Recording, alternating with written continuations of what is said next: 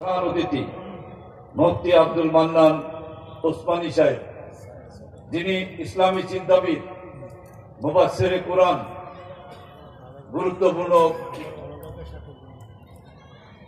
বক্তব্য রাখবেন আপনাদের সামনে।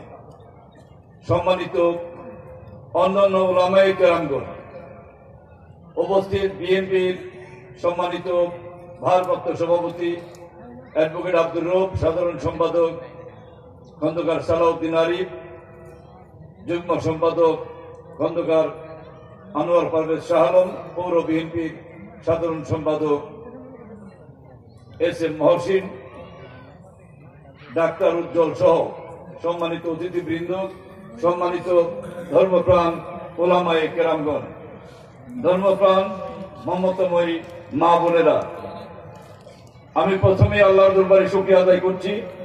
এই মাহফিলের দাওয়াত যখন পেয়েছিলাম, আল্লাহকে স্মরণ করে নিয়ত করেছিলাম আল্লাহ সুবহানাহু ওয়া তাআলা যেন আমাকে এই মাহফিলে আপনাদের সামনে উপস্থিত করেন। আল্লাহ এই মাহফিলে আমাকে উপস্থিত করেছেন, এই জন্য আল্লাহর দরবারে আবারও আমি শুকরিয়া আদায় করছি। মির্জাপুর ইসলামী যুব কল্যাণ পরিষদ, যেটা প্রতিষ্ঠাতা মাওলানা আলহাজ হাফেজ ফরিদ হুসাইন সহ ইসলামী সমাজ কল্যাণ পরিষদের অন্যান্য কর্মকর্তা বৃন্দ, আমরা এই মাহফিল থেকে কি নিতে চাই, এই মাহফিল থেকে কি নিতে পেরেছি, কি পেতে এসেছি, দেশের সার্বিক অবস্থা কি, দেশ যদি ভালো থাকে দেশের মানুষ ভালো থাকবে ইনশাআল্লাহ। আমরা বিগত 15 বছর বন্দী অবস্থায় ছিলাম, দেশের মানুষ ভালো ছিল না, নিঃসন্দেহে নির্যাতনে ছিলাম, জুলুমে ছিলাম।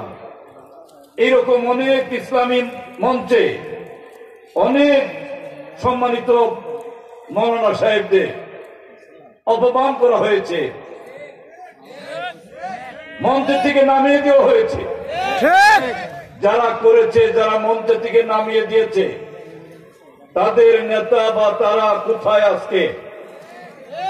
তারা কি শুধু মঞ্চ থেকে নেমেছে, না দেশের বাইরে চলে গিয়েছে? দেশের বাইরে চলে গেছে। দেখেন, আল্লাহর মায়ের দুনিয়ার ভাই, আল্লাহ ধরে ধরে ধরে না ধরলে কিন্তু ছাড়ে না। এবার এমন ভাবে ধরেছে আর দেশের মাটিতে জায়গা হয় নাই। আমরা আগামী দিনে এমন কাজ কেউ করুক, আমরা এটা চাই না যে দেশ থেকে পালিয়ে যেতে হয়। কি বলেন? এই দেশে আমরা থেকে দেশে যেন শান্তি প্রতিষ্ঠিত করতে পারি, দেশের মানুষের কল্যাণ যাতে করতে পারি।